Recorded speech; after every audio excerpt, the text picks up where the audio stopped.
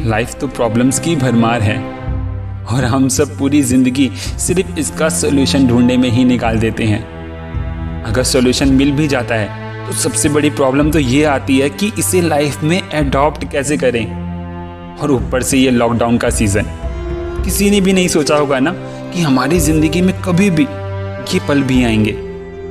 ऐसा कोई पर्सन नहीं है जो परेशान ना हो, लेकिन फिर भी हमें यही लगता है कि भगवान ने सारी परेशानी हमारी झोली में डाल दी है और हम सोच सोच कर ही परेशान रहते हैं दिन भर।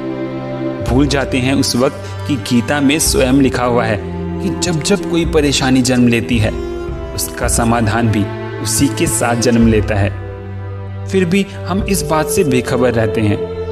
मानता हूँ कि जीवन में बहुत बार उथल पुथल हुई है। किसी के पास रोज की ज़रूरत के पैसे नहीं हैं तो किसी के पास खाने के भी पैसे नहीं हैं। लेकिन क्या ये सोचना इन सभी प्रॉब्लम्स का सॉल्यूशन है? कभी सोचा है? नहीं ना? तो क्या करें, कैसे करें? ये सब बातें मन में बहुत घूमती होंगी।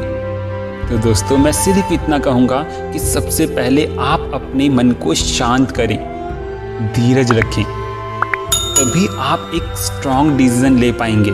क्योंकि जब तक मन शांत नहीं होगा आप एक डिसीजन ले ही नहीं सकते। आपको पता है ये प्रॉब्लम्स हमारी लाइफ में आती क्यों है? नहीं ना?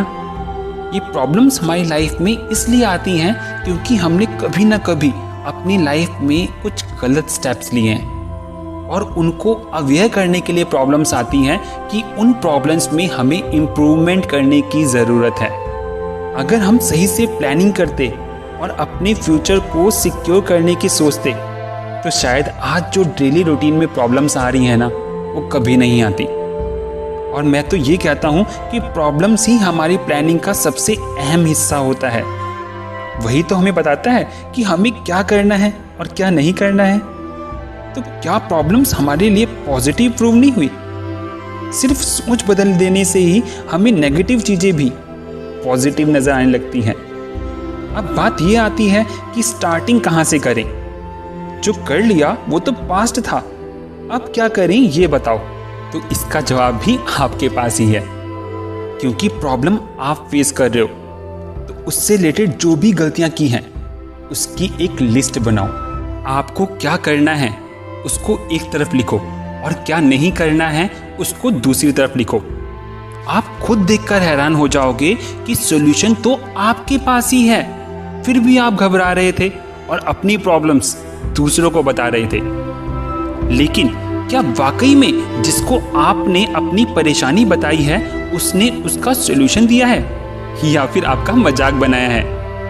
मैं ये नहीं कहता कि ये 100% वैलिड है, लेकिन 80% के साथ तो ऐसा ही हुआ होगा।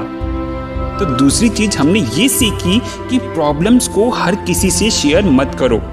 वो एक्चुअली में तुम्हारी प्रॉब्लम को कम नहीं करेंगे बल्कि और बढ़ा देंगे। और इसके लिए आपको अब स्ट्रॉन्ग डिसीजन लेना पड़ेगा, स्ट्रॉन्ग बनना पड़ेगा।